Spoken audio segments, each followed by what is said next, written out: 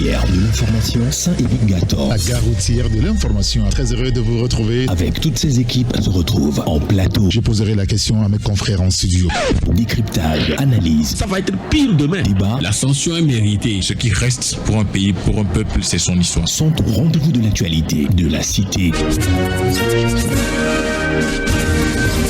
La gare routière de l'information, c'est du lundi au vendredi de 11h à 12h30. À très bientôt, au revoir.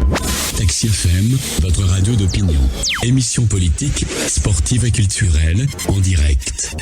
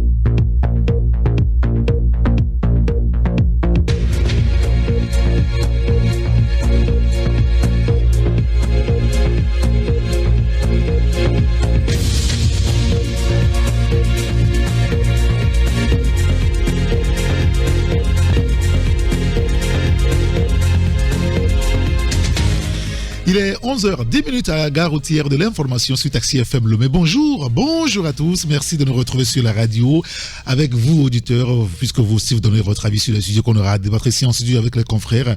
Gérard Ouessan sera rejoint en studio par Elomati Sogbe et Sylvestre Béni. Nous parlerons de la politique avec la 5e République en marche. Quelle sera la suite désormais? Le test a été voté, publié au journal officiel, la 5e République. Et pendant ce temps, il y a de l'eau un peu partout. Il a plu vendredi, il a aussi plu hier. Ce qui fait dire donc aux confrères journal du Togo, la 5e République bâtie sur la pluie et les eaux à peu près, Lomé sous les eaux. On va en parler un petit peu avec les confrères. Et je poserai la question que j'ai posée aux confrères de mercredi dernier sur les bassins de rétention. Solution ou finalement source de drame et d'insécurité. On s'est rendu compte visiblement que la situation n'est pas que togolaise, elle est un phénomène, on va dire, phénomène mondial, puisqu'on a vu ce week-end également l'Allemagne et la Bavière sous les eaux, en France, au sud de la France et un peu partout également. Si ce n'est pas l'eau, c'est la sécheresse. Comment est-ce qu'il faut régler ce problème? On va en parler et ramener le problème sur le plan national. On pourra aussi placer un mot sur la crise énergétique. On a eu un week-end clément. Est-ce qu'on l'aura jusqu'au bout? Qui pour sauver le Togo? On va en parler. Bienvenue chez nous. Taxi FM, la seule radio de débat, d'infos et de sport. Merci pour votre fidélité à la radio avec mes confrères en studio. Vous aussi qui nous écoutez sur la radio, vous savez que vous pouvez réagir au fur et à mesure que nous avançons. On nous envoie pour le moment des messages SMS et WhatsApp sur le 93 94 96 64. On me dit que je vais trop vite. 93 94 96 64. C'est notre numéro SMS et message WhatsApp. Alors pour le direct, lorsqu'on sera donc autour de midi 20-25, et là vous aurez appelé, ce sera sur le 92 60 81 81. Pour l'instant en studio mes confrères. Bonjour, le premier venu comme toujours, on va le décerner. Gérard Ouessan. Bonjour. Bonjour Eric. C'est bien de dire aux auditeurs que je suis souvent à l'heure. Oui, si, toujours à l'heure. Ça me renforce alors dans ma conviction. Venez à 9h30, on va prendre une pause café avant, en attendant les autres. Ah pourquoi pas. D'accord, très bien, ça marche. En fait, moi, je pense que être à l'heure, c'est quand même quelque chose de bien. Bon, on ne dit pas que les autres sont en retard. Non, je ne dis pas ça, non. D'accord. Sylvestre, il était à l'heure aussi. Et être en retard, en fait, ça nous pénalise gravement. C'est-à-dire que quand l'horlogerie, la minuterie n'est pas bien réglée, quand vous n'êtes pas capable de savoir qui doit être où, à quelle heure, à quelle minute, à quelle position, vous êtes face à une société totalement désorganisée. Vous ne pouvez rien faire de bien. Quand vous voyez par exemple, vous avez un portable, quand ça fonctionne, c'est que c'est une extraordinaire minuterie. On sait quelle onde quitte quoi à quelle seconde. Et tout ça, c'est coordonné. Donc l'Afrique est obligée quand même, qu'on le veuille ou non, de s'adapter et d'embrasser la science. Sinon, on va continuer à patauger. Vous trouverez plein de sujets pour la radio. Hein. Ah oui, bien sûr. Les inondations, tout. Puis quand rien n'est calculé, quand rien n'est scientifique, quand rien n'est... c'est rien. On voit les séries policières où peut-être on arrête un petit bandit, on dit mais à tel jour, à telle heure, tu étais où? Et on peut retracer les choses, on peut vérifier si son alibi est réel ou pas, et tout ça, c'est calculé. Et parfois, pire, son complice qui lui dit à 10h42, 2 secondes, une bombe va exploser, tu vas en profiter pour t'échapper. Vous voyez, tout ça, quoi. En fait, je crois que la nature, Dieu même nous a montré ça. Regardez un peu comment le jour se lève, la nuit, tout. Et Dieu même le fait déjà avec les planètes et tout ce qui se passe dans le monde. C'est pas à nous les hommes de cultiver le désordre, puisque la nature même est ordre. Oui. Prenez une plante, un bout de manioc, plantez ça à l'envers, vous allez voir, ça va revenir à l'endroit, quoi. Ça va pousser tout droit. Et la nature même nous montre tout le temps que... Bien sûr. Tout est correct. De l'ordre, il faut... de l'ordre dans la cité. Bonjour Sylvestre Béni, merci d'être là. Bonjour Eric, bonjour à toutes et à tous. Quand on parle tout à l'heure dehors, il y a un politique togolais que nous avons perdu il y a 4 ans, je crois. Non, c'est M. Yaovi. Ah oui, bon, ok. Oui, il y a 4 ans. Il vous dit donc de venir à 10h05, vous venez à 10h07, il vous reçoit plus, vous ne le trouvez pas. Voilà, quoi. C'est quelqu'un quand il dit 10h05, c'est 10h05. Ouais. Et à 10h05, il dit déjà là. L'heure après l'heure, ce n'est plus l'heure. Voilà, c'est quelqu'un qui a su garder ça jusqu'au soir de sa vie, donc paix à son âme. Bien sûr, ça fait 4 ans, ça fait. Vous voyez des concerts qui ont 2 heures, 3 heures de retard. Hein. Mais ce qui est curieux, quand un Togolais veut voyager, aller à l'aéroport, vous allez voir. Quand on dit que le vol c'est à 10h, déjà à 8h, lui il est là. Bon, en fait, c'est une question de motivation. Ouais, bon, voilà. Mais je connais aussi quelqu'un qui... Si c'est à 10h05, je crois qu'il vient à 10h2 ou 3. Quoi. Non, après c'est assuré qu'il a fait l'enregistrement, tout. Voilà. Ouais, mais vous ne voyez pas les Togolais rester à l'aéroport, l'avion s'en va tout le temps, non? Il ne dit jamais, maman, j'ai raté l'avion. Jamais, ça. Ah oui, moi j'ai raté l'avion une fois à Hambourg, hein, c'était dur. Hein. Et ça m'est arrivé aussi. Ah ouais, j'étais venu 2 heures, mais on m'a dit, mais non, vous devez être là 4 heures avant. C'était compliqué. Parfois, nous trimballons nos tares avec nous. Bon. En fait, je pense que c'est une question d'éducation. Si le gouvernement, ceux qui nous dirigent, prennent le problème à bras le corps, et par exemple, avec les médias, moi je pense qu'en moins de 15 ans, on peut changer tout ça.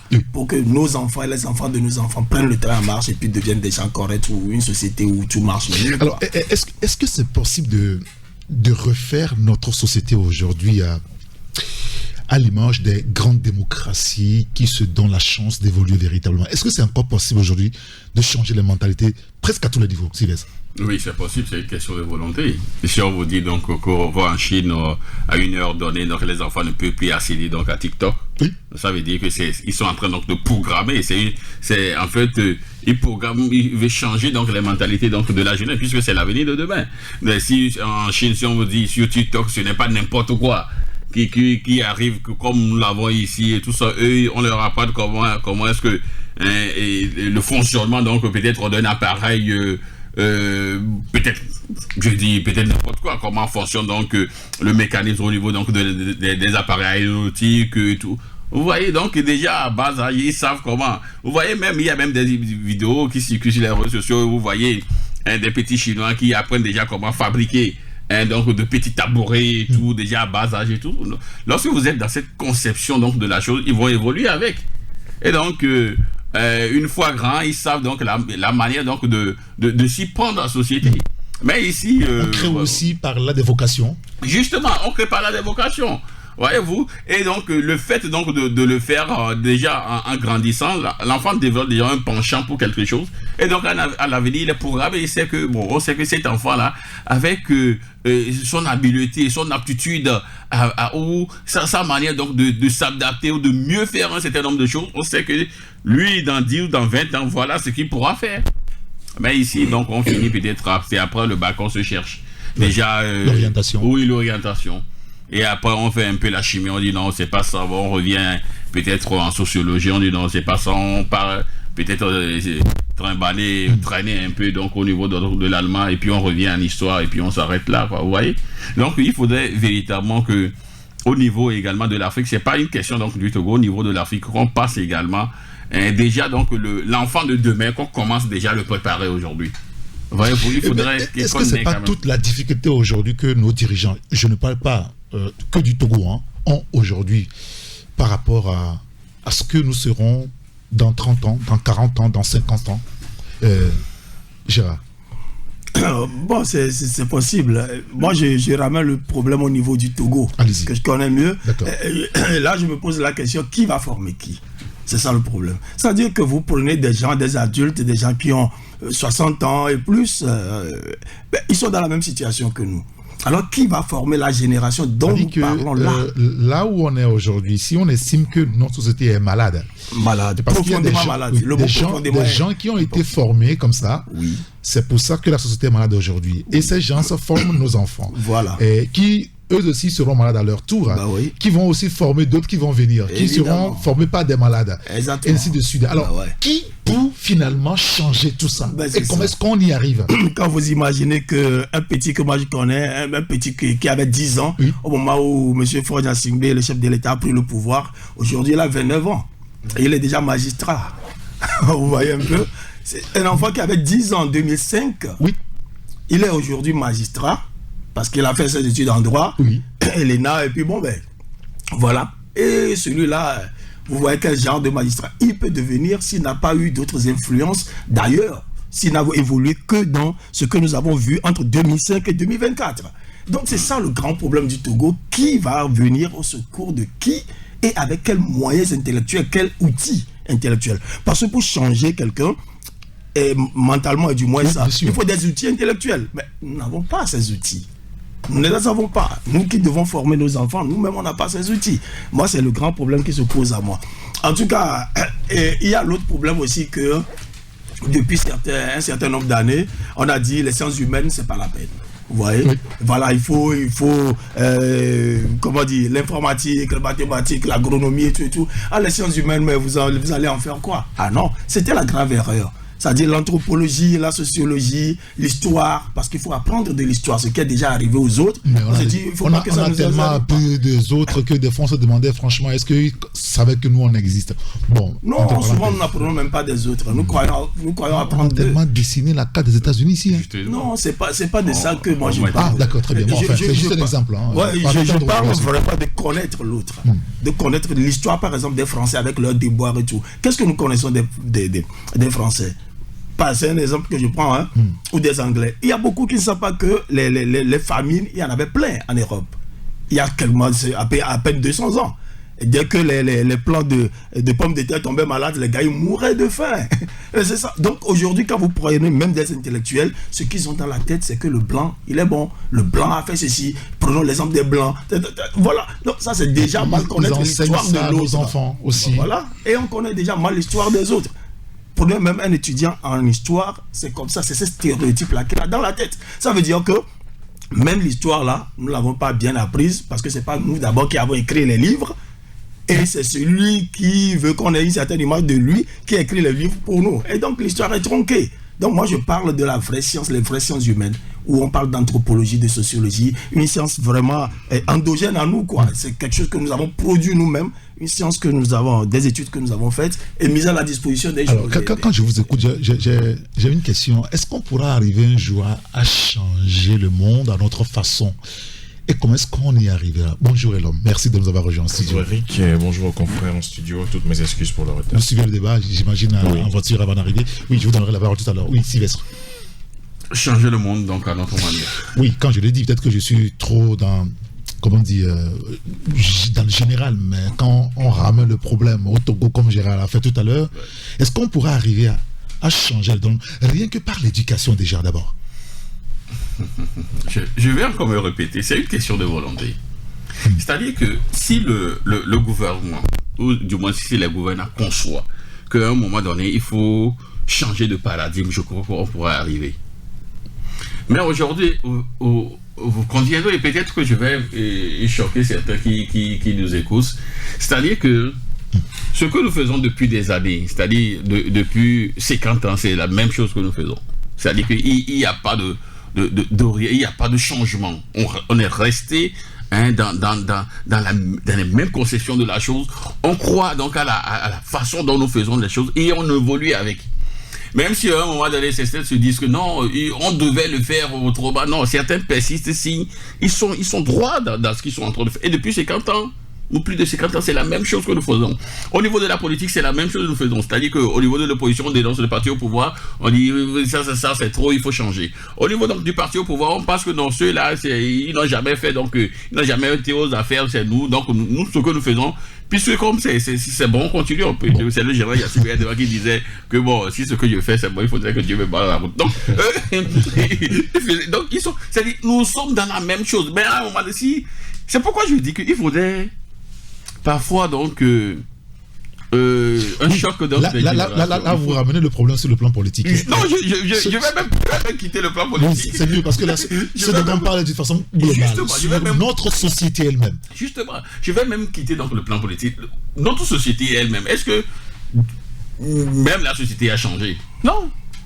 C'est-à-dire que ce que j'ai appris, c'est ce qu'on apprend à ma fille. C'est ce que peut-être on va apprendre donc à la fille de ma fille. Et donc on évolue. Mais c'est pourquoi je dis qu'à un moment donné, il faudrait bousculer un peu les codes. Il faut changer donc de paradigme. Il faudrait que quelqu'un puisse dire non, quoi. Maintenant, faisons autre chose. Mais tant que ceux qui sont là et qui pensent que ce qu'ils font est bon, ils vont continuer. Même si c'est médiocre, ils vont continuer dans la médiocrité. Donc il faudrait véritablement que quelqu'un d'autre vienne pour dire non, faisons autrement. On parle là de notre société. Je ne sais pas si on est en train de voir la chose de la même manière, mais on parle de notre société, de son organisation. Qui sont ceux qui animent la société? De ce qu'on veut qu'elle soit ou qu'elle devienne dans 30 ans, dans 50 ans. C'est pas. Ici, on nous a dit Togo dans Vision 2030. Togo Vision 2030. Oui, on est aujourd'hui. Mais à un moment donné, hier, on a écrit des bouquins et tout ça. Après, ça s'est arrêté là. Parce que les gens n'ont pas de vision. Il n'y a pas de vision, il n'y a pas, c'est-à-dire une prospection. Que deviendra le Togo dans 30 ans? Que deviendra le Togo dans 40 ans? Personne ne le dit. C'est-à-dire personne ne le dit. Et on évolue donc au jour le jour. C'est-à-dire on fait les choses de la manière dont nous faisons. On évolue comme ça. La question c'est le pourquoi. Ce que vous dites là c'est bien beau, mais pourquoi? Ça dit que voilà quelqu'un qui boite, il dit mais lui il ne peut pas marcher tout droit comme tout le monde, mais il boite tout le temps. Mais cherche pourquoi il boite. Il te dira que ça lui fait de boiter. Non, voilà. non. C'est malheureux, c'est la société parce que il y a personne qui veut véritablement changer. Personne n'a envie d'être boiteux. Oui, on va parler tout à l'heure donc de phénomènes d'inondation qui ne touchent pas que Lomé, la sous-région et puis en international aussi. Je suivais un reportage hier sur, je crois, TF1 où on parlait de la Suède qui est en train d'imaginer la ville ou le pays, la Suède dans quoi? Ils ont dit, je crois, dans 135 ans. Et la ville est en train d'être bâtie pour ceux qui vivront là dans 3000 quelque chose. Et ça faisait réfléchir. Notre éducation, on peut la remodeler aussi là. Est-ce qu'on veut dans 100 ans, dans 150 ans? Oui, mais c'est pour ça qu'il y a le ministère de la Planification qui est rattaché à la présidence de la République. C'est vrai que par le passé, ce ministère avait quand même des gens très actifs qui faisaient quand même quelque chose, associés justement au ministère de la Prospective. Alors vous pensez en le disant professeur Kakonou qui essayait quand même qui est celui qui nous a parlé de Togo Vision 2030. Exactement. Donc on était justement dans une certaine vision avec la prospective qui s'associe à cela. Bon, maintenant aujourd'hui on se rend compte qu'on a une feuille de route Togo 2025, c'est ça. Et c'est au nom de cette feuille de route gouvernementale que s'est fondé le discours de plusieurs ministres dans ce pays. Donc on est dans l'ère de Togo feuille de route gouvernementale 2025.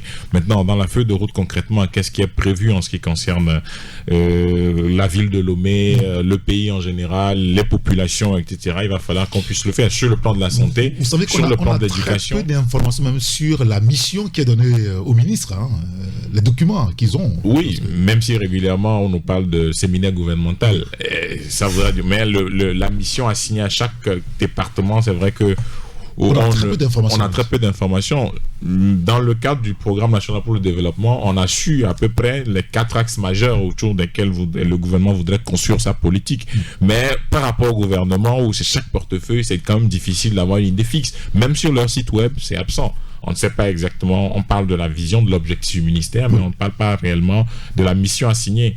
Mais c'est lors du séminaire gouvernemental qu'on évalue justement la performance ou l'efficacité de chaque ministère par rapport au portefeuille ou par rapport aux missions qu'il a reçues. Et en fonction de ça, on fait un update par rapport aux experts qui viennent, etc. Bon.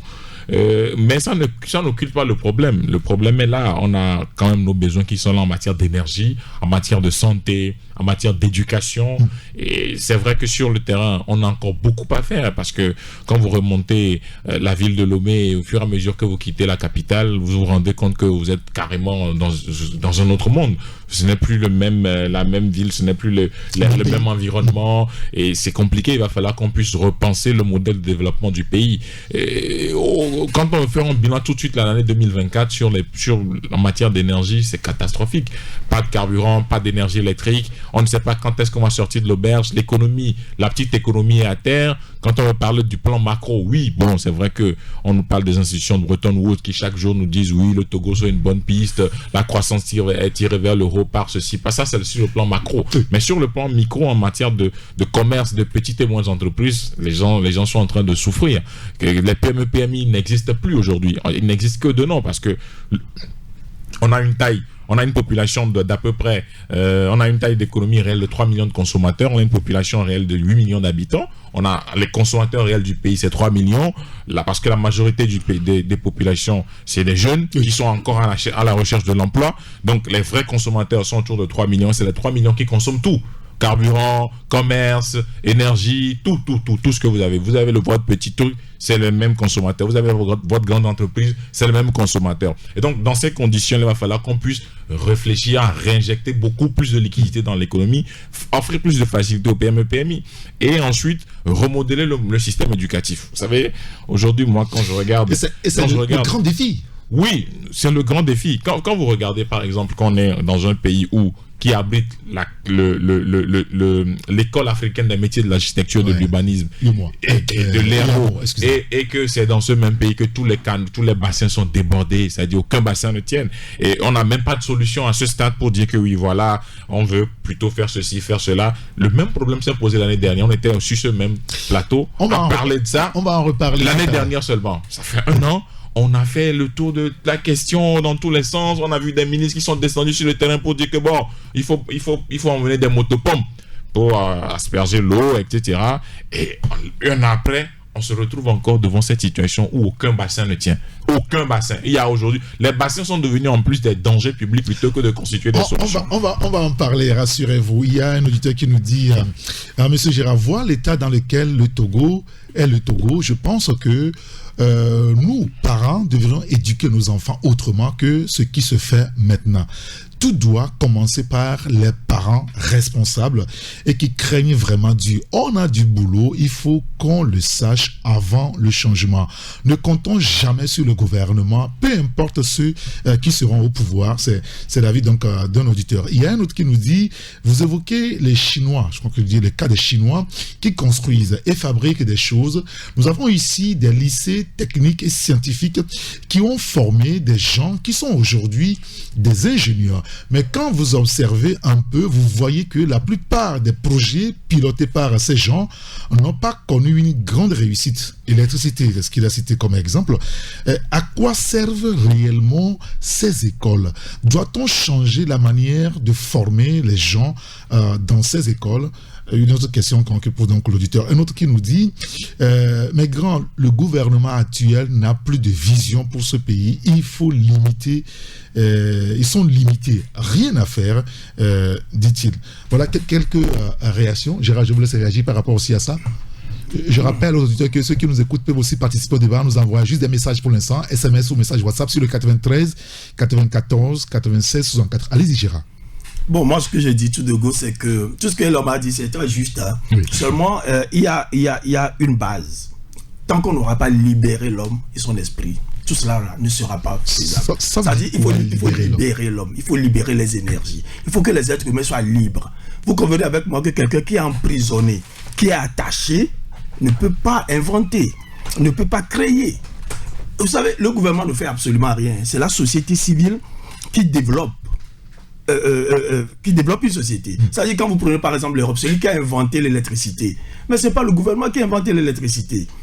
Celui qui a dit comment on transforme l'uranium en énergie, ce n'est pas le gouvernement. Et quand vous prenez Airbus, ce n'est pas le gouvernement. Quand vous prenez l'école, Aradil, le Corfort, tout ce que nous prenons sur le marché là, ce n'est pas le gouvernement. C'est des gens forts de leur esprit de créativité, dans un petit laboratoire, dans leur petite chambre, qui créent des choses. Mais au Togo, nous ne créons pas justement, parce qu'on ne nous permet pas de créer. D'abord, on ne nous permet pas de créer parce que les gens ont peur et tout ça, là, toutes ces pesanteurs-là. Et de deux aussi, quand on fait un peu, vous voyez, on applaudit. Vous voyez, on dit, oh, on a fait 2 hectares, bravo, le gouvernement fait ceci, sur la TVT et tout. Ça, c'est une façon d'inhiber l'esprit de créativité. Quelqu'un, voilà, un athlète qui court, ou bien footballeur, au lieu de dire, mais allez-y plus, allez-y. Vous dites, oh, c'est déjà bon, oui, tu cours assez bon. Mais il ne va plus courir. Vous savez, quand sur un ring, vous vous battez, on ne dit pas à l'autre boxeur, oui, c'est bon maintenant, bah, tu peux relâcher un peu ton attention. Non, frappe-le, vas-y, écrase-le. C'est ça que ça se dit. Mais si vous voyez un ministre, un premier ministre qui dit, mais c'est très bon, nous avons de très bons résultats, tu t'es bien dans le meilleur des mondes, mais vous tuez en le citoyen la rage de vaincre qu'il y a. Donc moi je crois que nous-mêmes nous tirons une balle dans le pied. Vous avez parlé de la Suède. Vous savez que ces gens, ils ont déjà fabriqué des maisons flottantes. Oui, bien sûr. Ben oui. Ils se sont dit, mais comme il y a beaucoup d'inondations, qu'est-ce que nous allons faire désormais? On s'adapte, on va créer des maisons avec des fondations qui seront sous l'eau. Quand les eaux vont monter, nos maisons aussi vont monter. Avec les routes et tout. Mais alors qu'ici, on nous dit, oh, les artisans, le ministère de l'artisanat, c'est très bon. C'est fini ça. C'est fini.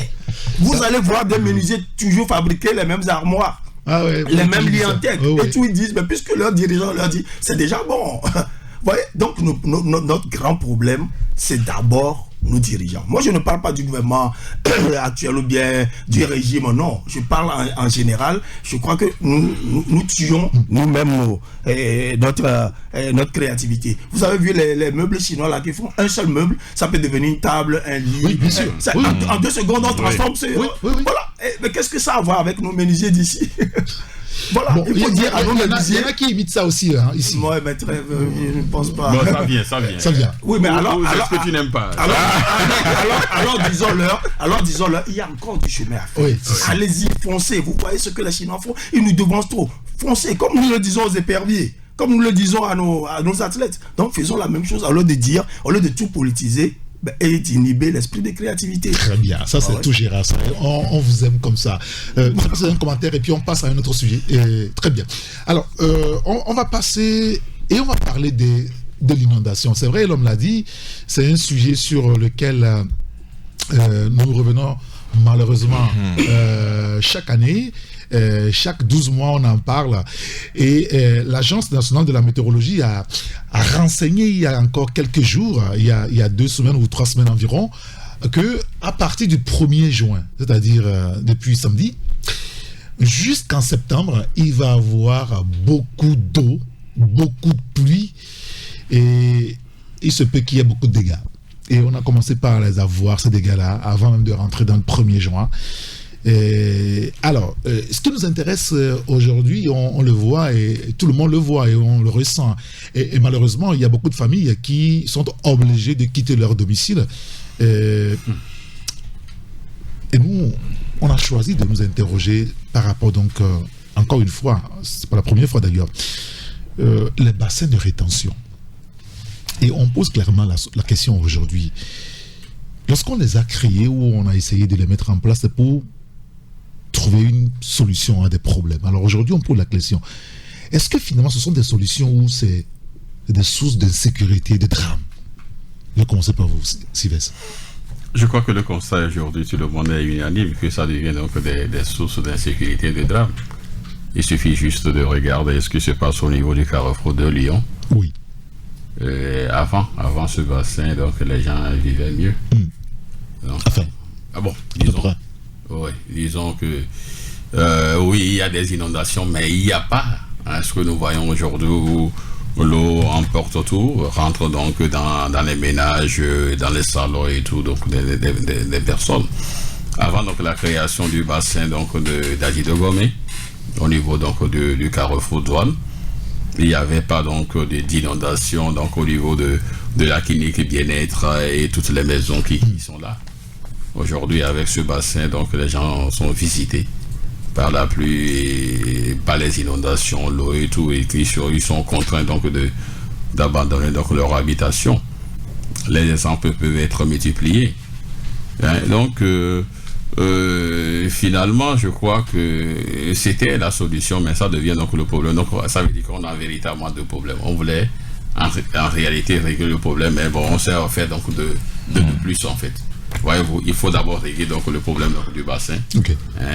Et donc faire en sorte dès qu'il y aura donc beaucoup plus d'averses, qu'il n'y ait pas d'inondation. Maintenant, après, il faut penser également aux canalisations. C'est ce qui n'a pas été fait malheureusement, parce que vous avez vu que sur la route donc d'Adi de Gomé, l'entreprise en charge donc a fini les travaux, et c'est après qu'on est revenu casser, c'est la question de vision dont nous parlons, qu'on est venu donc recasser ce qu'ils ont fait pour mettre donc ces tuyaux noirs là que nous voyons au niveau donc de Champion et tout ça.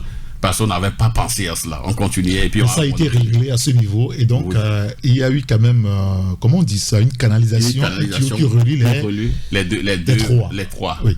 Il y a douane au niveau de Champignon, il y a un autre au niveau de Todman. Oui. Et puis qui va vers donc Boka et la mer. Oui, espérons. Non, c'est comme ça aujourd'hui. C'est ce qui est fait. C'est ce qui est fait. Maintenant, c'est comme ça. Maintenant, c'est comme ça. Maintenant, au niveau donc ceux qui sont... de la clinique bien-être et tout ça. Parce que quand c'est débordé, eux, ils ont donc de l'eau. Donc, qu'est-ce qu'il faut faire maintenant? Puisque c'est qu'on doit faire, on l'a déjà fait. Mais le problème persiste.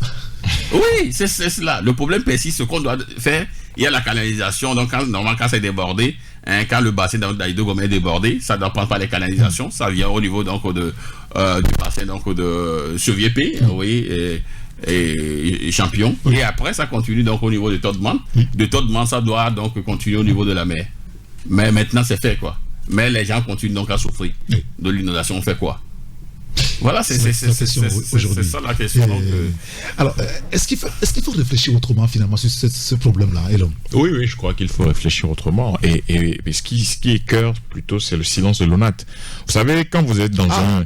Oui, mais moi... Mais vous voulez qu'ils prennent la parole? Oui, mais attendez, ils sont là pourquoi? C'est des ingénieurs. Oui, c'est des ingénieurs. C'est l'Ordre national des architectes du Togo, c'est des ingénieurs. Et dans une situation de crise, tout le monde contribue à trouver des solutions. Je suis désolé, mais les journalistes causent, ils bavardent, ils font des débats. C'est notre contribution aussi. Oui. Ils sont ingénieurs? Non, ils ne sont pas ingénieurs, mais c'est notre contribution, c'est de pouvoir donner l'information et réfléchir. Non, je parle de l'ONAT, quoi. Oui, non, l'ONAT. Ils sont architectes. Oui, ils sont architectes. Mais la différence, c'est quand même... Oui, il y a une grande différence, je ne refuse pas. Oui, bien sûr, mais de l'architecture à l'urbanisme, il n'y a qu'un pas. Il y a les ingénieurs aussi qui ont leur, je crois, ordre. Oui, effectivement, l'ONIT. Il y a l'ONIT aussi qui est là. Et dans tout ça, il y a un silence total. Il n'y a pas de débat. Là. Ça fait 3 ans ou 4 ans qu'on est dans cette situation de bassin débordé tout le temps. Aucune contribution publique. Il n'y a même pas de table ronde, même pas un petit joint de réflexion. On n'est pas au courant. Enfin, c'est quelque chose qui est fait, on n'est pas au courant. Oui, mais on ne va pas se lever tout le temps pour parler du gouvernement aussi. Vous savez, c'est vrai que c'est le gouvernement qui est le premier responsable. Mais à part le gouvernement, les journalistes font des productions. Moi, je me rappelle, il y a là 4 ans ou 5 ans, un journaliste avait fait une production sur le bassin d'eau à côté de l'Oméga, là-bas, à côté de Pyramide FM, qui lui a valu même un prix avec AGETU. Exactement. Oui, mais on doit faire quoi encore?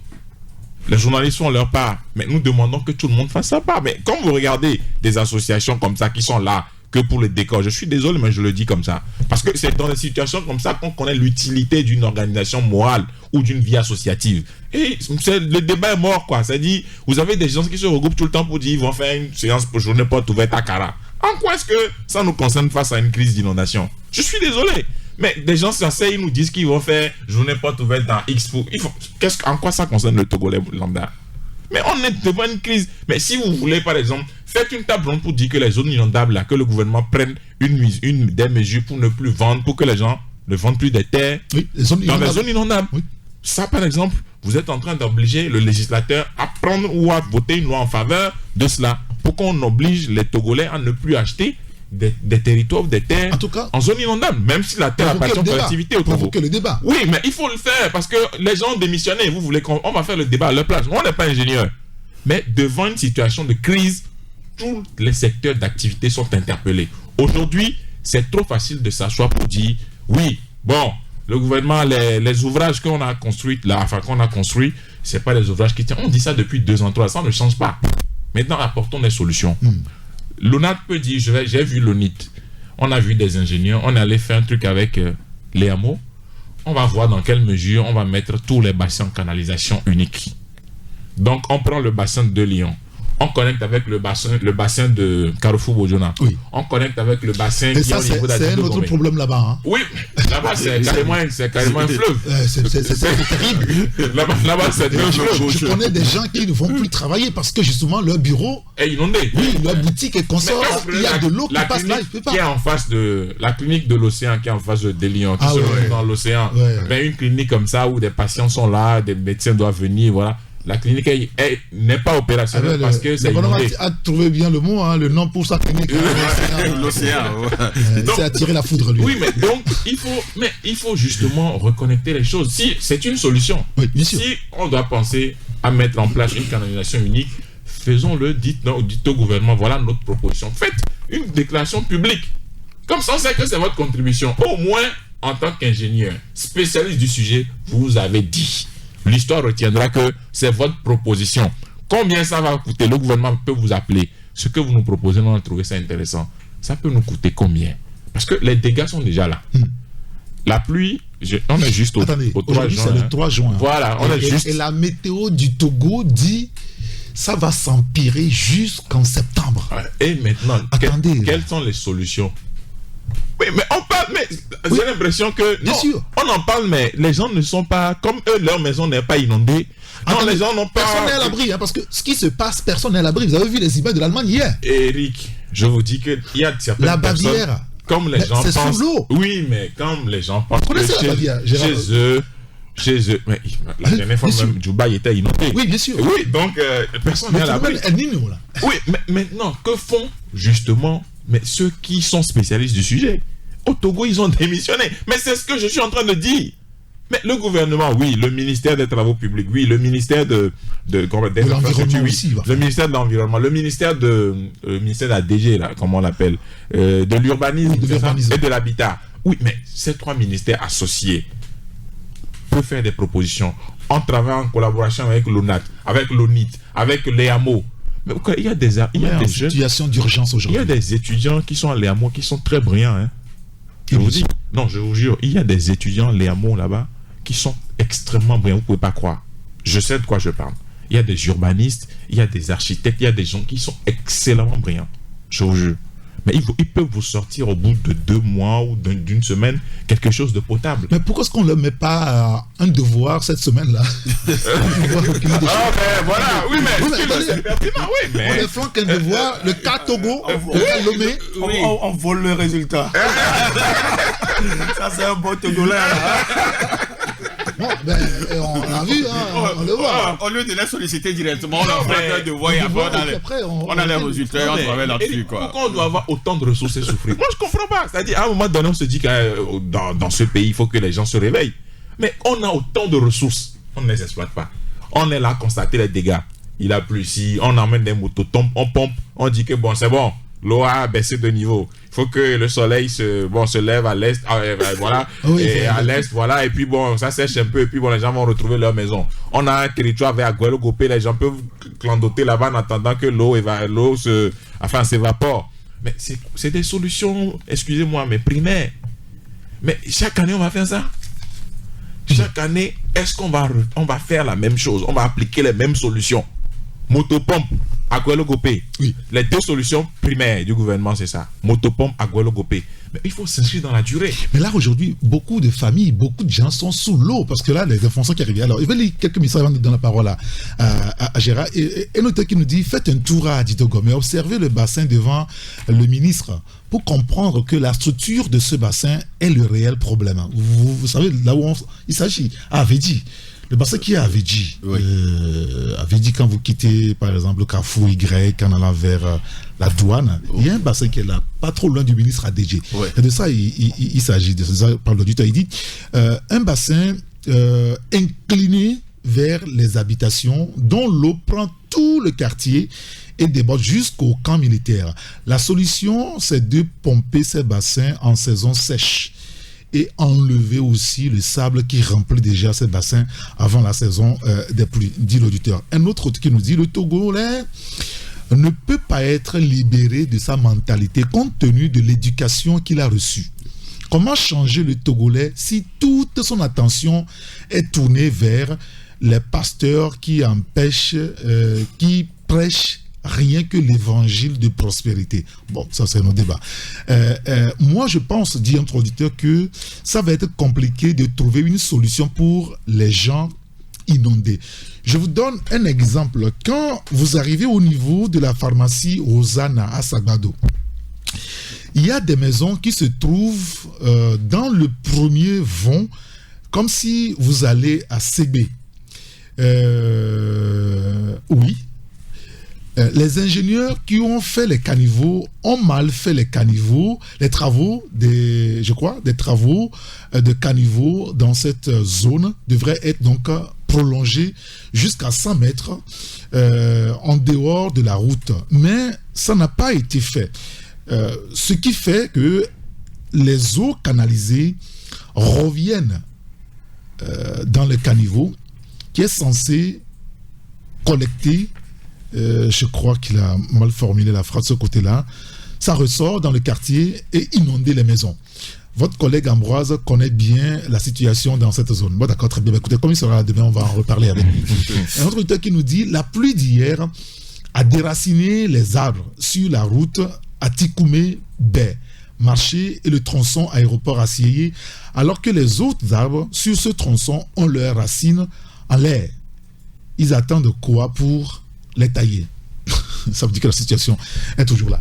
Mais c'est un problème. Leurs racines ou les branches? Leurs racines en l'air? Oui, je pense que quand c'est déraciné, les racines sont en l'air et personne n'est encore allé. Ah oui. En attendant, on aurait dit il y a d'autres arbres pas encore déracinés, mais on voit les racines en l'air. Ça veut dire qu'ils se passent solidement. Voilà. C'est un danger potentiel. Oui, j'ai rassuré ce sujet-là, les inondations. Bon, moi je vais vous dire d'abord une remarque. Quand vous avez comparé le Togo à la Bavière, c'est le jour et la nuit. Ça veut dire que vous ne pouvez même pas imaginer. Bon, en tout cas, j'ai vu les images hier. Vous voyez ce que nous avons, toutes ces images-là sur les réseaux sociaux. Imaginez que dans ces maisons-là, il y a les puisards et les fosses septiques. Ah ben tout est dehors. Ouais, le caca, tout ça c'est dedans. Et les gens sont inondés, ils ont les pieds dedans. Oui. Vous voyez des femmes qui marchent, l'eau est là jusqu'au ventre. Oui, non, un peu plus. Vous imaginez tout ce qui rentre dans leur corps. Je ne veux pas faire de dessin. Oui. Mais quand vous prenez un pays comme la Bavière, il y a ce qu'on appelle, tout est à l'égout. Oui. Tout ce qui est déchets, urine, excréments, tout ça là, ça va loin. Tout est à l'égout. C'est des grands trucs là, il n'y a pas de puisard. Oui. On ne stocke pas les excréments à la maison. Non. Donc les conditions hygiéniques sont tellement différentes. Et ça explique le pourquoi nous ici nous mourons à 40 ans. Pendant que eux, un enfant qui naît, il est sûr d'avoir 75 à 80 ans. Bon, notre espérance de vie, c'est tout autour de 30 ans, 35 ans, et puis nous mourrons. Bon, voilà, ça c'est pour planter un peu le décor. Moi, je ne compare pas ce qui est incomparable. Ok, très bien. D'accord. Je reviens à Elom quand il parlait de l'ENAT et juste pour dire que c'est un phénomène mondial. Allez-y. Oui, bon, ok. Pourquoi est-ce que, par exemple, les problèmes que les journalistes ont, personne ne va faire des propositions, comme vous le dites, hein, on fait ceci, on fait cela, on fait cela. Mais voilà, les journalistes ont plein de problèmes, mais pourquoi est-ce que nous, on ne va pas voir le gouvernement, on fait des propositions, comme vous dites, on a et l'ONIT, vous devez le faire. Non.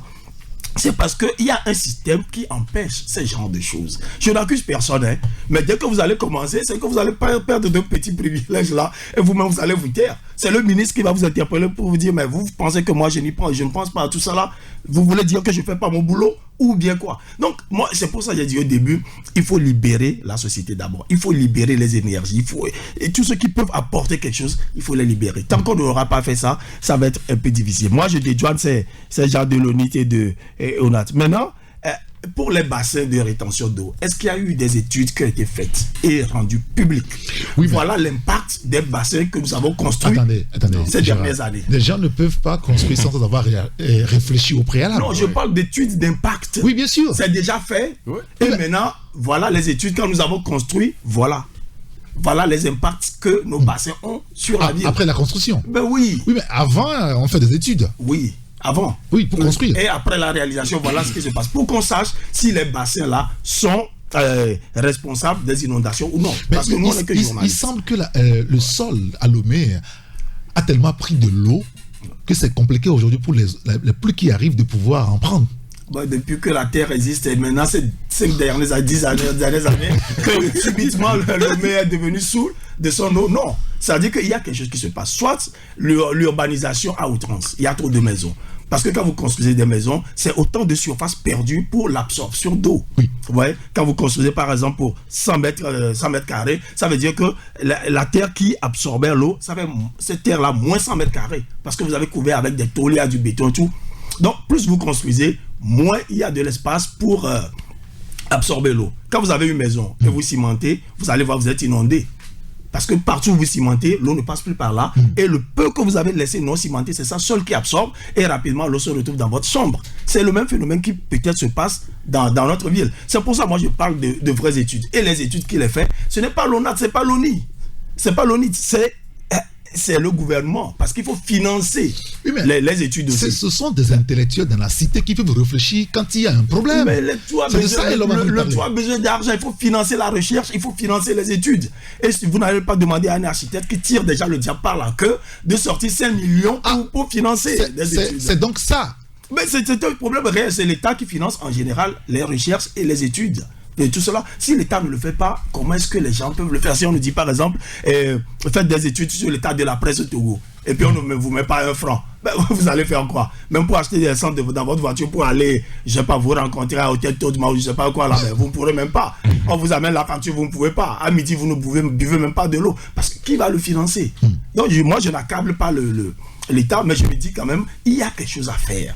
Et si nous le voulons, nous pouvons réellement le faire. Mais pour le moment, bon, c'est pas ça. Et je ne sais pas si c'est bête ce que je vais dire, mais on dit qu'on canalise l'eau vers la mer. On va voir si c'est bête. Mais moi, je n'ai jamais vu des trombes d'eau aller dans la mer, hein, comme quoi pour dire, mais ça vient de tel bassin. Je vais à la plage, je regarde, je longe, je n'ai jamais vu beaucoup d'eau pour dire, ben, c'est l'eau qu'on a canalisée qui est venue. Ça veut dire que cette eau-là ne va pas vers la mer, hein, sincèrement. Non, il y a quand même des buses. Hein. Il y a des buses au niveau de vous avez vu déjà des trompes d'eau sortir de ces buses. Ça, c'est quand il pleut, on n'a pas la côte pour savoir. Moi, je suis déjà allé. Et après la pluie, allez-y, c'est la même eau stagnante qui était dedans que vous retrouvez avec les mêmes vieilles bouteilles d'eau minérale. Essayez de voir. Vous essayez de me dire qu'on nous mentait ou qu'on nous ment. C'est pour ça que je dis, les études, il faut qu'on fasse des études, qu'on écrive et qu'on publie des choses. Fonctionnons comme un État moderne. Si un journaliste veut parler de ces choses-là, il va à la bibliothèque, il trouve des études, il trouve des rapports et tout. Et puis bon, ça marche. Et si on n'en a pas, on peut appeler le ministre et dire, nous avons besoin de telle donnée. D'accord. Mais tant qu'il n'y aura pas ça, bon, ben, on va partager, on va faire des supputations. Alors, il y a un auditeur qui nous dit, la question des zones inondables est un faux débat. En Afrique centrale, les autorités travaillent ces zones en cassant les montagnes pour remplir donc ces zones. J'ai vu transformer une rivière en plateforme industrielle. Certaines autorités ici ont payé ces bas-fonds, ont travaillé la structure de la terre et y ont construit des pharmacies et des maisons à Amadaromé. C'est à l'homme de transformer le cadre de vie. Dire que les gens bâtissent les bas-fonds est une fuite de responsabilité. Non, je crois qu'il a raison. Si vous avez visité BKG Distribution de Ebomaf, oui, c'est un bas-fond. Mais le monsieur l'a transformé aujourd'hui, c'est une société, vous marchez. Mais sauf qu'il y a des gens qui vivent dans ces zones sans la transformer. Justement, ils sont là, ils sont envahis. Justement, c'est pas en réalité la question d'inondation, c'est pas un problème, c'est pas une fatalité en soi. C'est pas une fatalité. Si on veut, cette question de bas-fonds en réalité ne doit pas se poser.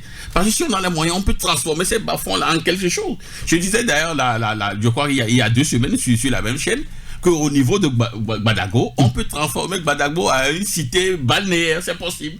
Oui. Oui, c'est possible, puisque dans d'autres pays, ça se fait. Gbadago n'est pas une fatalité. Si on en a moyen, on réfléchit, on a des études et tout ça, et on le fait. Un nouveau quartier, par exemple. Un nouveau quartier, et des gens aussi, on lance cet appel-là avec un projet captivant. Je crois qu'il y a des gens qui peuvent quand même aller chercher donc des terres et transformer ça en quelque chose de plus chic. Ça peut se faire. Mais c'est parce qu'aujourd'hui, nous ne voulons pas faire assez d'efforts.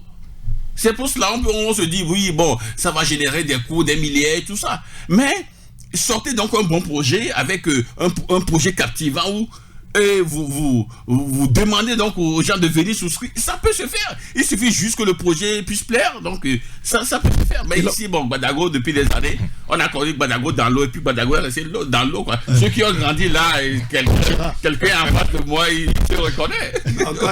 Quand j'entends le mot Gbadago, déjà mon cœur bat. Je suis totalement traumatisé. Et l'homme, en une minute, il faut arrêter cette affaire de bassin de rétention qui constitue donc de l'insécurité pour la population. Je ne dirais pas qu'il faut arrêter, mais il faut mûrir l'idée. Ah oui, arrêter d'en construire de nouveau et réfléchir autrement, je veux dire. Oui, il faut réfléchir autrement. Je ne dis pas que c'est une mauvaise chose en soi, parce que la question des catastrophes naturelles frappe tous les pays aujourd'hui. Et je ne pense pas que ce soit juste les pays qui disposent de bassins d'eau qui soient concernés. Mais il faut mûrir l'idée. Il faut maintenant voir dans quelle mesure on doit réorienter cette histoire de bassin, parce que tous les bassins sont débordés, les ouvrages sont mal faits, les travaux sont mal effectués, les canalisations sont mal faites. Finalement on se demande, mais comment est-ce que cette histoire est en train d'évoluer? On comprend pas. Mais un matin on se lève, on dit bon, ok, il faut creuser ici, on va mettre 2 bassins là et puis c'est fini. Vous avez vu sur la route de Ségbé, vous avez les 2 bassins qui sont en face. Vous savez que ça ne se passe pas comme ça. On se lève pas un matin, on dit bon, ici on construit, et puis ici on construit. Non, je sais que ça ne se passe pas comme ça, mais quand vous regardez à vue d'œil les 2 bassins qui se font face sur la route de Ségbé, vous avez l'impression que c'est des ouvrages bien faits, ça? Non, ça dit que vous pouvez prendre d'autres bassins. Vous prenez le bassin de Léo 2000 là-bas. Oui. Léo 2000. Vous prenez le carrefour de Lyon. Oui. Le bassin qui est là-bas. C'est à vue d'œil.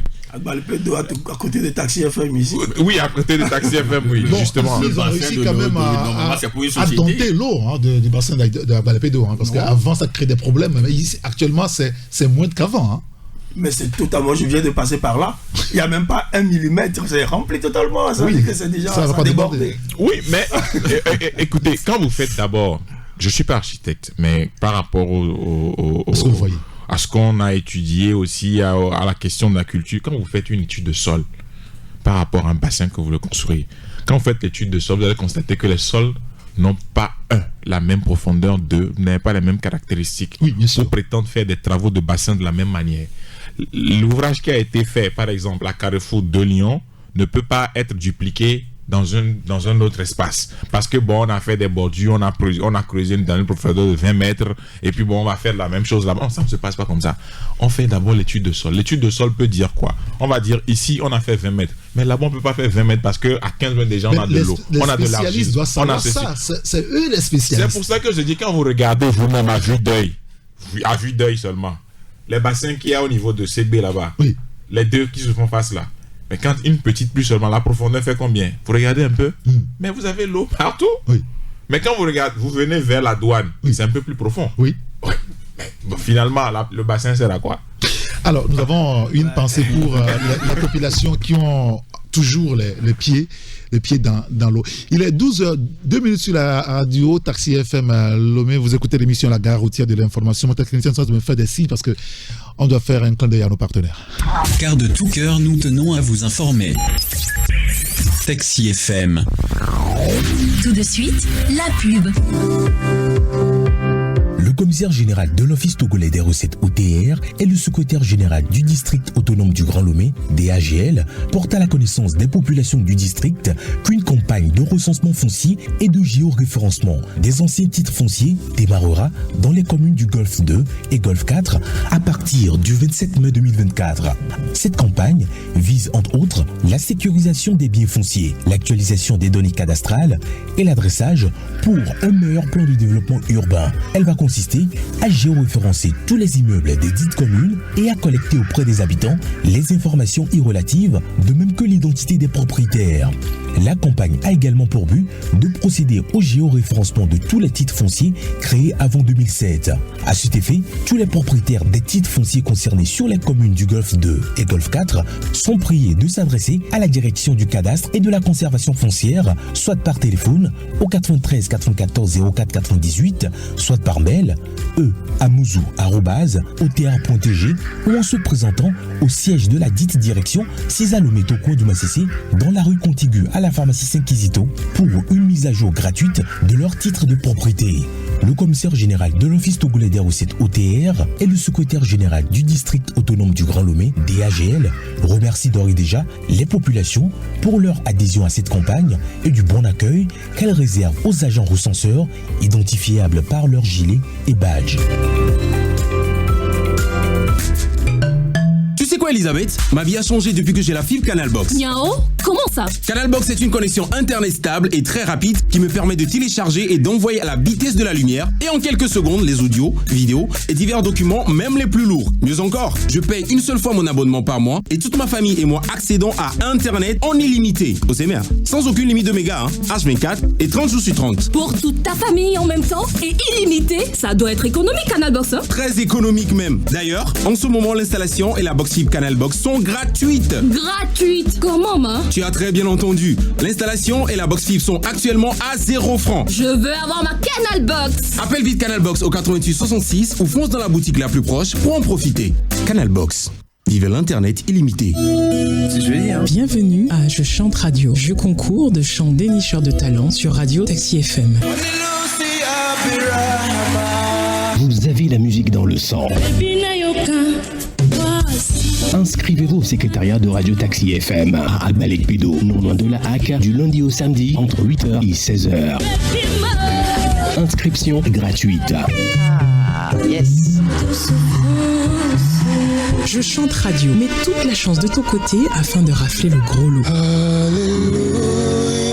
Info plus 228 90 21 78 28. Je chante radio. Dévoile ton talent uniquement sur Taxi FM.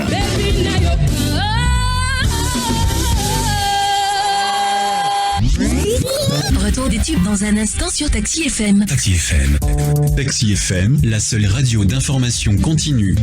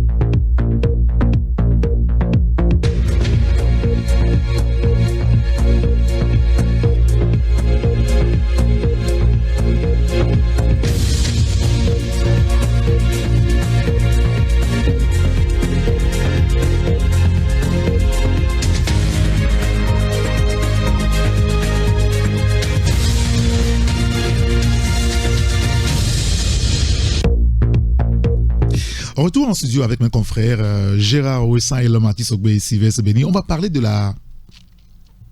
notre ami, je préfère le dire vers la fin. C'est la suite, quoi. On va passer après parce que peut-être l'évoquer maintenant va entraîner autre chose. Parlons politique.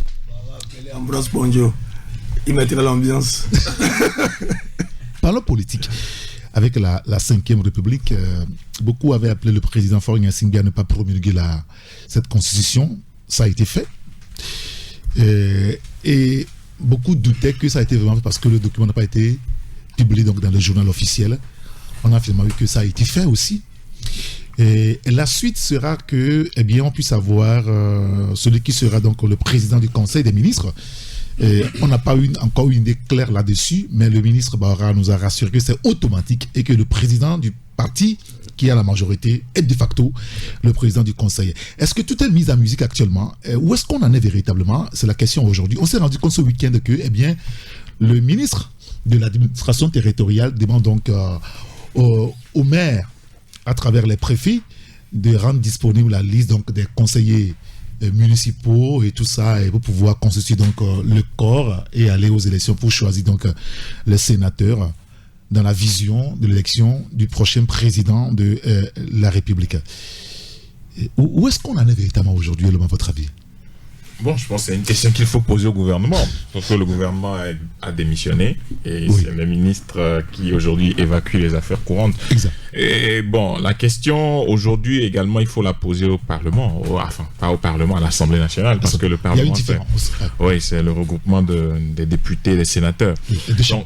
Donc maintenant, quand on parle de cela, et je crois que les députés sont mieux situés pour nous en parler, parce que dans la Constitution, la nouvelle de la 5e République, il y a une disposition transitoire qui dit que il y a 12 mois pour mettre en place progressivement ces différentes institutions. Bon, voilà, maintenant, est-ce que véritablement dans les prochaines semaines, on va avoir un président de conseil des ministres ou on va avoir un premier ministre? Le temps. Parce qu'on a le temps. Oui, parce qu'il faut maintenant les sénateurs. Et on ne va pas laisser un pays sans gouvernement jusqu'à l'installation des sénateurs ou de la Chambre du Sénat. Oui, c'est loin. Donc, il faut véritablement que, progressivement, comme dans l'esprit de la Constitution, la mise en place des institutions de façon progressive se fasse pour que, dans les prochaines semaines, je crois qu'on aura un Premier ministre avec un gouvernement formé en attendant que les sénatoriales aient lieu. Parce que actuellement, c'est clair, Faure Gnassingbé est toujours le président de la République du Togo. Oui, mais ça, c'est pas négociable. C'est ça, c'est parce qu'il a élu sur la base de la Constitution de la 4e République, c'est-à-dire de l'élection présidentielle 2020. Maintenant...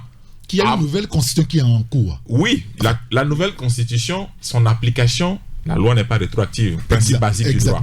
Maintenant, dans l'application de la nouvelle loi, il faut que les sénateurs interviennent. On n'a pas encore de sénateurs. On est tous d'accord qu'on n'a pas encore de sénateurs. Et donc, on ne peut pas installer le président du Conseil des ministres en l'absence du Sénat. C'est vrai que la loi dit clairement que le président du parti, c'est-à-dire que la majorité parlementaire dégage le président du parti comme étant le président du Conseil des ministres, ce qui est automatique, ça veut dire que Faure Gnassingbé devient président du Conseil des ministres. Maintenant, le président de la République serait élu pour un mandat unique de 4 ans, je crois. Non, c'est pas lui qui est renouvelable une fois. Non, de 4 ans renouvelable. De 4 ans renouvelable, voilà. Donc, dans ces conditions, justement, on ne sait pas aujourd'hui qui sera le prochain président de la République. Et qui... Parce que là, c'est le Parlement qui va élire. Voilà, mais on connaît le président du Conseil des ministres. Mais dans les prochaines semaines, à quoi doit-on s'entendre, surtout que le gouvernement a démissionné? À la lecture des choses, on peut se dire qu'on va reformer un gouvernement avec un Premier ministre.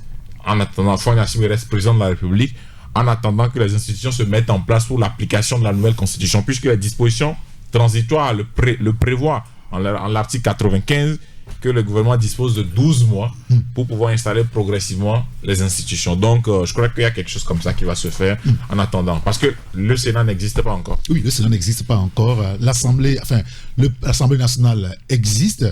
Est-ce qu'il ne va pas arriver une fois, je ne sais pas trop, qu'on soit dans la 5e République, mais qu'on vise encore certaines dispositions de la 4e République? Oui, c'est prévu dans les tests. C'est prévu dans les tests. Lorsque vous prenez les dispositions transitoires, c'est vrai, l'article 95, on vient de l'évoquer. Oui. L'article 95 qui donne donc la latitude donc de ne pas excéder 12 mois pour mettre donc en place les institutions de la République. Maintenant, lorsque vous prenez donc l'article 96, en fait dit en attendant, c'est-à-dire dans l'intervalle des 12 mois, lorsque vous lisez bien l'article 96, il dit dans l'intervalle des 12 mois, donc les institutions qui sont en place fonctionnent selon donc les dispositions donc de la Constitution de 92. L'article 96. Donc l'article 97 dit que en attendant que le président de la République, le président du Conseil ne soit installé, donc le président qui est là, le président de la République qui continue à fonctionner. Maintenant, je voulais en fait revenir sur cette sortie donc du Bara qui dit que en fait c'est automatique. En réalité, c'est pas tellement automatique que ça, parce que lorsque vous prenez donc les dispositions de l'article 47, l'article 47 dit que en fait, c'est bien dit que c'est le chef du parti majoritaire ou le chef du premier parti de la coalition majoritaire c'est eux qui désignent qui notifient à l'Assemblée nationale le nom donc du président du Conseil. Et donc l'Assemblée nationale informe donc la plénière, les députés en session plénière, et saisit la Cour constitutionnelle. Donc c'est devant la Cour constitutionnelle que le chef de l'État va prêter serment. Voilà, donc c'est pas tellement, puisqu'il y a un processus. Le parti, son parti, donc le chef du parti, on le désigne, on notifie cela à l'Assemblée nationale, au bureau. Je crois qu'il y a un élément important. On le notifie au bureau de l'Assemblée nationale. Pour l'instant, nous n'avons pas donc un bureau de l'Assemblée, nous avons qu'un bureau d'âge, qui a donc, je crois, qui travaille sur le règlement intérieur, qui a, je crois, 15 jours pour travailler, tout ça, pour installer le bureau définitif. Donc, c'est à la suite du bureau définitif que le processus peut être déclenché. C'est-à-dire que le parti uni va saisir donc le bureau de l'Assemblée nationale qui lui dit voilà, c'est M. Fognasimbe, puisque c'est lui qui est le chef donc, du parti majoritaire, qui est donc le PCF, le président du Conseil des ministres. Et l'Assemblée aussi informe les députés en session plénière et saisit donc la Cour constitutionnelle. Et donc c'est devant la Cour constitutionnelle qui va prêter serment. Il y a les dispositions, les thèmes qui sont là consacrés. Il lit, comme on a l'habitude de le lire, il lève la main et puis il continue donc à fonctionner. Donc voilà, tout cela est prévu. Mais sauf que, tel que je le dis, si vous prenez l'article 96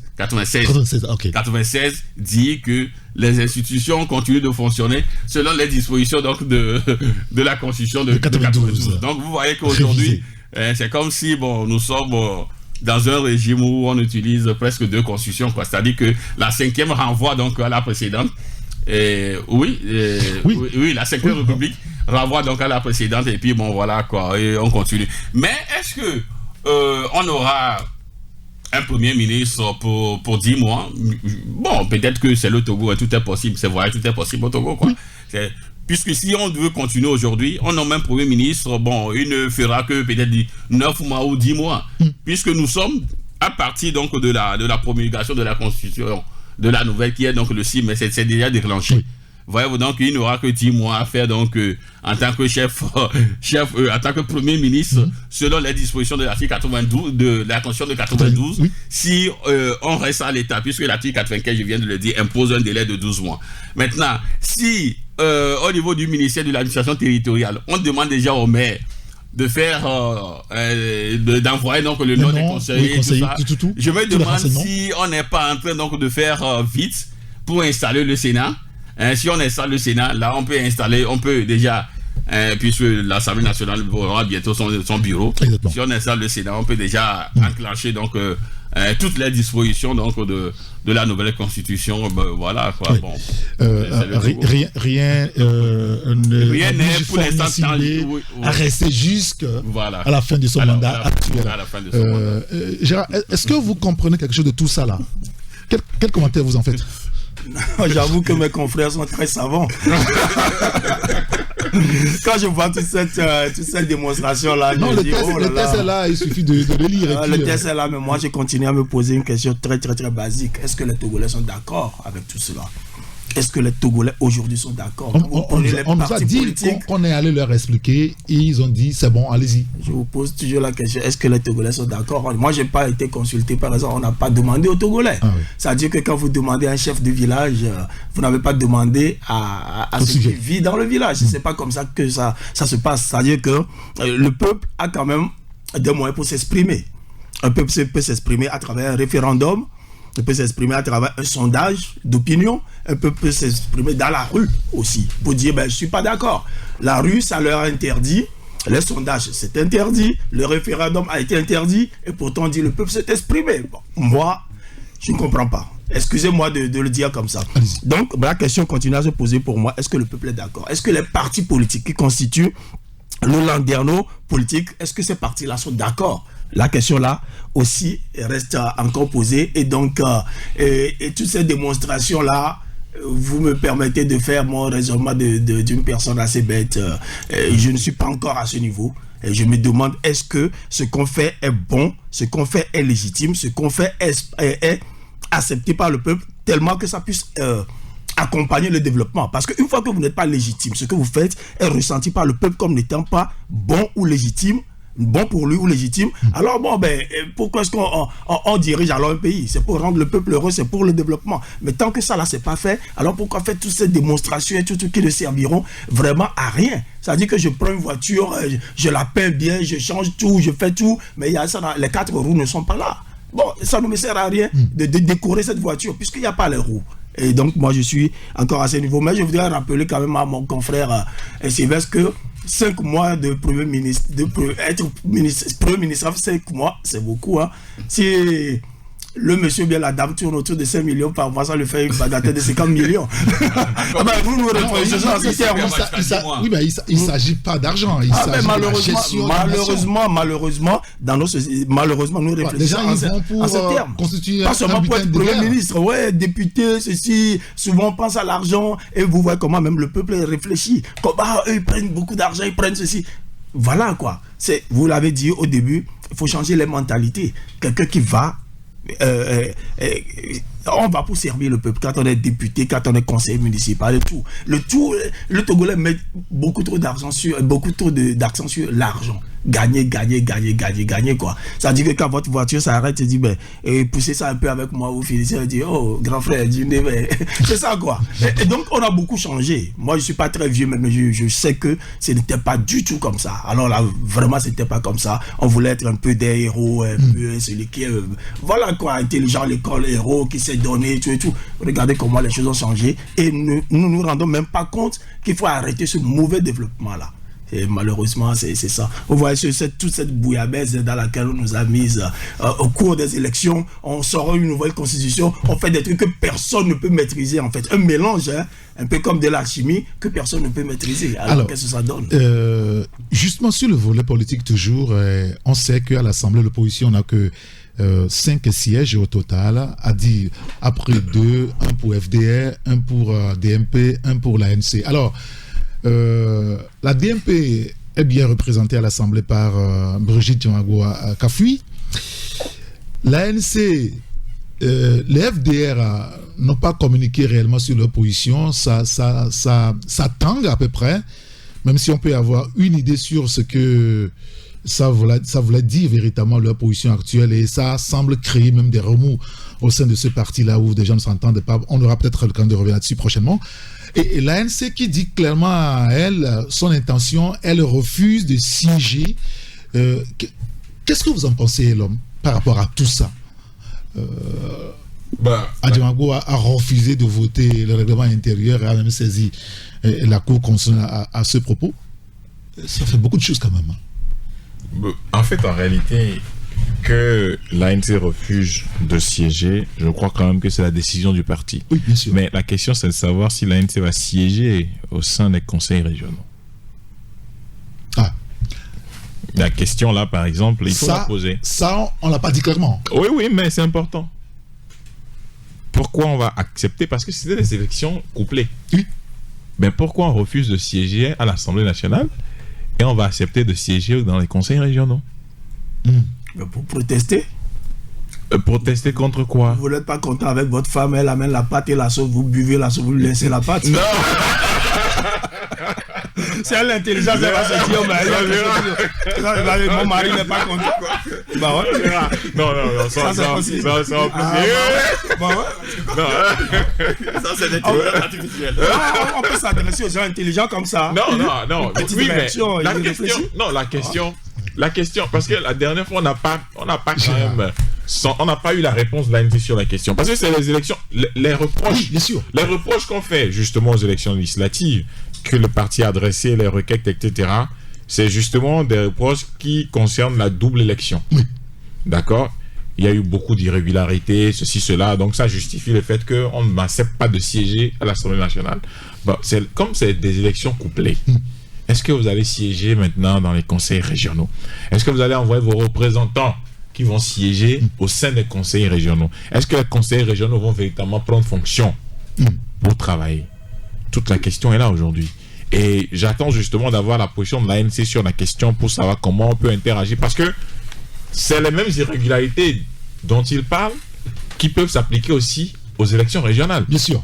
Maintenant, pourquoi choisir l'un et rejeter l'autre? Parce qu'ils ont eu un député ou parce que véritablement il y a eu fraude. Je ne sais pas si tu comprends. Oui, bien sûr, bien sûr. Gérard, on doit parler de ça. Moi, je lui ai déjà répondu. C'est-à-dire qu'en fait, nous sommes sur un terrain politique. Et on n'est pas. C'est-à-dire quand nous discutons, parfois, il faut. Est-ce que nous sommes sur un terrain juridique ou bien politique? En politique, c'est un message fort pour vous dire, écoutez, ça là, je laisse. Par contre, je vous pince ici, mais sachez que ce que vous faites n'est pas bon. C'est de la politique, c'est tout. Mais si on ramène ça sur le plan purement juridique, alors on peut trouver que c'est pas logique. On peut trouver que c'est pas logique. C'est une question qu'on peut se poser. Comment oui, c'est-à-dire que, comme je l'ai dit, je ne vais pas revenir sur ce que j'ai dit, c'est les mêmes élections. Oui. Mais comme Gérard l'a dit, c'est la politique. On peut choisir de prendre ceci, de laisser l'autre. C'est pas encore un problème. On peut comprendre ça. Mais quelles peuvent être les incidences aussi? Alors, Yann qui dit bonjour, chers journalistes. Quand vous dites que c'est prévu par les tests, moi, ça me fait rire parce que ceux qui ont fait le test, ce sont eux qui ont fixé la transition. Et c'est eux qui seront acteurs de leur propre loi. Bon, voilà. Oui, Sylvestre, sur ce cas-là, certains qui refusent de siéger parce que, je l'ai dit, la position des FDR, personne ne semble la comprendre réellement aujourd'hui, puisqu'elle ne s'exprime pas selon le programme. Il devait y avoir une communication claire et nette aujourd'hui. Les FDR doivent donner leur position aujourd'hui. Je ne sais pas, avant de rentrer en studio, si ça a été déjà donné ou si ça tient toujours. Mais là, il y a beaucoup d'imbroglio là. Oui, surtout concernant donc les FDR, parce que depuis c'est le silence radio. Ils nous disent, c'est vrai, le constat c'est que, durant toutes les assises au niveau donc de la nouvelle assemblée, ils n'ont pas participé aux travaux, ils n'étaient pas là. Parce qu'il y a deux courants aujourd'hui, il faut aller à l'assemblée, il y a un autre courant qui dit, il ne faut pas y aller. Justement, les mêmes courants ont été observés également au niveau donc de l'ANC, et puis le président l'a dit clairement qu'il y a eu des frustrations, certains veulent qu'on y aille, d'autres disent non. Donc finalement, je crois que ceux qui m'ont dit non, qui ont véritablement donc qui ont emporté donc et puis bon, voilà. Maintenant, je crois que l'homme m'a posé une question très fondamentale lorsque l'ANC parle donc de l'immoralité. Je crois que c'est le terme qu'ils ont lâché en ce qui concerne donc ces élections. Ils estiment que il y a eu tellement donc de fraude à grande échelle et tout ça, et qui a fait qu'ils se retrouvent donc avec un député. Donc il n'y a pas question donc de siéger pour cautionner l'immoralité. Alors si on dit pour cautionner l'immoralité, et nous avons eu donc un double scrutin régional et législative, et c'est sur les deux qu'on a constaté donc l'immoralité. On parle d'un désordre politique institutionnel. Oui, désordre politique institutionnel, c'est sur les deux élections, parce que nous avons voté donc au même moment et pour les législatives et pour donc les régionales. Et il s'agit donc des fraudes, c'est à ces deux niveaux-là qu'on se retrouve donc au niveau des fraudes maintenant. La logique mathématique est différente, la logique politique est différente de la logique mathématique. Donc je crois qu'en attendant que Gérard ne puisse finir sa partie de sa sauce, je termine en disant que pourquoi laisser l'un et donc refuser. Est-ce que si l'ANC avait beaucoup plus de députés au niveau donc de l'Assemblée nationale, est-ce qu'ils auraient donc la même attitude ou comportement? C'est des questions qu'on se pose aujourd'hui. C'est des questions qu'on se pose, mais pour l'instant, le constat, c'est que le parti a dit qu'ils ne vont pas siéger. Donc, je crois que on part hâte, juste qu'il ne faudrait pas que l'ANC nous revienne peut-être 2 années plus tard pour dire que c'était une erreur politique, puisque en 2018, les mêmes avaient accepté, au sorti donc après donc la visite au président Alpha Condé, ils étaient tous d'accord donc de participer aux élections législatives de 2018, revenir à Lomé. Ça a changé, ils ont boycotté. Après, les mêmes ont chanté sur les radios que c'était une erreur politique. Donc je ne veux pas que peut-être 2 ans après, l'ANC revienne nous dire que non, c'était une erreur politique, on devait siéger et tout ça. Donc voilà. Et malheureusement, ça, je crois que ça ne plaît pas beaucoup. Il faudrait quand même qu'on puisse le dire. L'opposition va souvent donc d'erreur politique en erreur politique. Et c'est bien que bon, l'idéal, c'est-à-dire l'objectif n'est souvent pas atteint. D'accord. Alors, on va maintenant prendre les auditeurs. Pour ne pas dire ceux qui sont de l'autre côté, parce qu'eux, ils sont dans une logique de ne jamais laisser le pouvoir. Mais le jour où ils seront contraints, je crois que ce serait beaucoup plus difficile. Alors, on va prendre maintenant les auditeurs qui sont au téléphone, le 92 60 81 81. C'est ce numéro sur lequel vous pouvez nous appeler maintenant. On va prendre le premier auditeur qui est au bout du fil. Oui, bonjour. S'il vous plaît. Oui, bonjour, c'est monsieur Commis. Monsieur Commis, nous vous écoutons. Merci beaucoup. Sur la question de l'inondation, je veux bien charger une entité. Allez-y. C'est l'Ordre des ingénieurs du Togo. L'Ordre des ingénieurs du Togo. ONIT, oui, bien sûr, allez-y.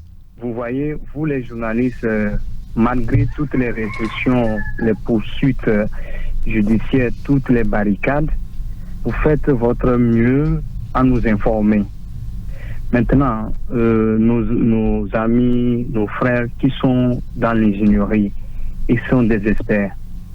Qu'est-ce qu'ils disent des travaux qu'on nous fait, que l'État réceptionne?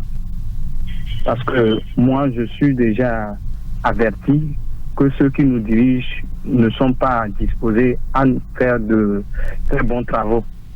Mais vous qui êtes experts à la matière, avec des diplômes haut gradés, pourquoi vous vous taisez? Pourquoi vous laissez pour perte et profit comme ça les travaux? Vraiment, ça me chagrine. Je n'ai pas payé leurs frais de scolarité, mais ça me tape sur les nerfs. Qu'on ait des ingénieurs togolais qui font des exploits à l'extérieur et se taisent sur la médiocrité au pays. Maintenant, sur la question politique, je veux bien dire à l'opposition togolaise, en 2025, il y a les communales qui vont s'organiser ou bien se faire. Vous êtes en train encore de diviser la population qui aura voté pour vous. C'est à cela, ça me cœur beaucoup que vous êtes encore dans ce jeu malsain de politique politicienne.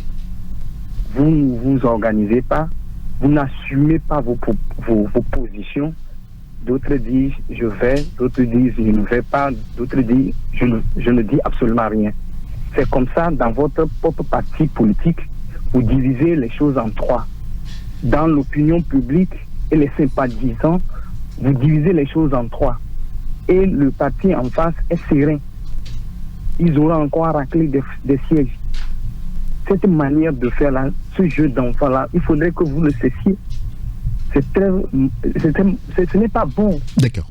Quand je finis avec ceci, aller à l'hémicycle, c'est un mandat impératif. Ça voudra dire que je peux interpeller un député du NIR sur un sujet d'ordre national. S'il ne le fait pas, je fais de la mauvaise publicité pour lui, pour les législatures à venir. Vous autres qui sont les 5, vous pouvez faire la même chose pour convaincre les 108. Je ne sais pas pour quelle raison vous estimez sous-homme à ne pas convaincre les 108. Merci, bonne émission. Merci à vous, monsieur Commis. Je voulais juste rappeler que la dernière fois, quand le test de règlement intérieur a été voté, il y a 109 qui ont voté pour. Il y a un contre. Adjamangwa dit qu'elle a voté contre. Il y a un qui a voté abstention. Ça veut dire qu'il y a un de l'opposition qui a voté aussi le règlement intérieur, qui était pour. Donc voilà, enfin, c'est juste une parenthèse. Et il y a un auditeur qui nous dit ceci, quand vous dites qu'il y a une erreur politique, il dit il ne s'agit pas d'erreur politique. Au Togo, on fait du forcing et non de la politique. Un autre auditeur qui nous dit c'est possible d'avoir deux constitutions à la fois où le Parlement siège avec la nouvelle constitution et le président avec l'ancienne.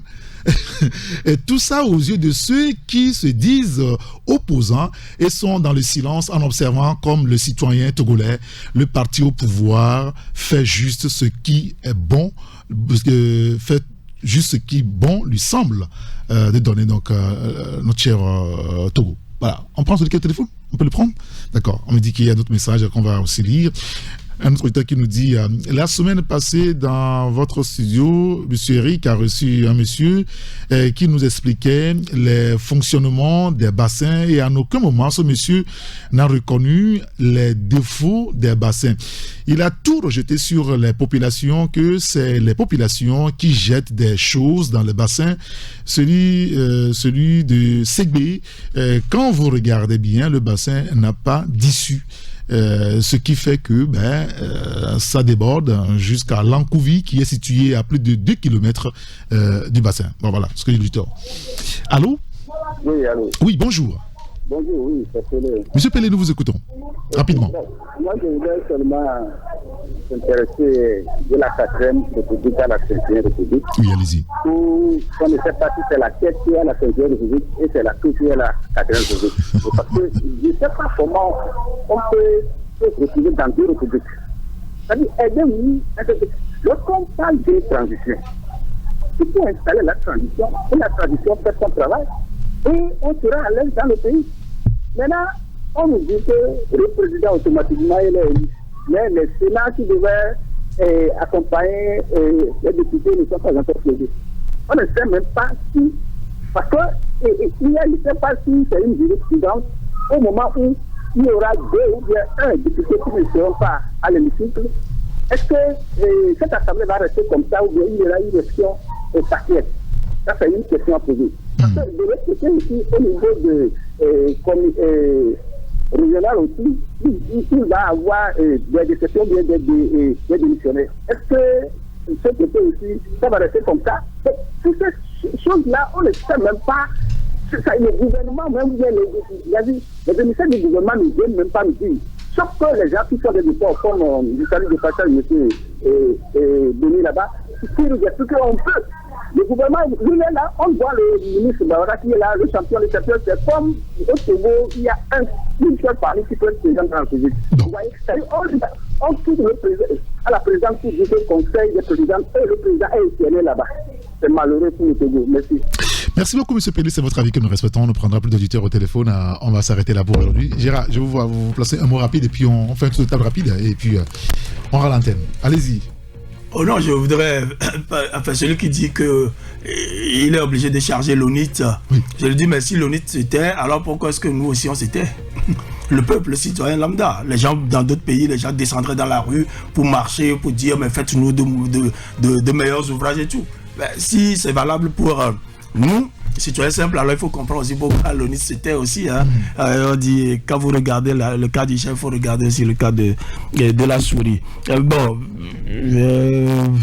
Merci beaucoup. Une deuxième remarque aussi, c'est que c'est facile de se retrouver dans 2 républiques.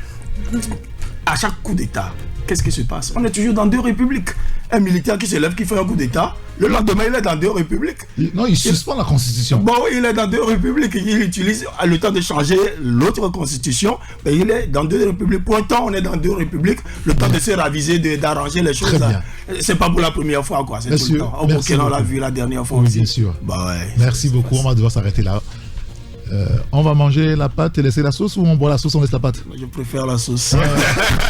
Merci beaucoup Gérard Oussa, merci Laurent Tissot, merci à Sylvestre, merci à Francis qui a assuré la mise en ordre. Appelez-moi Saint-Irrigator. À très bientôt sur la radio. Au revoir.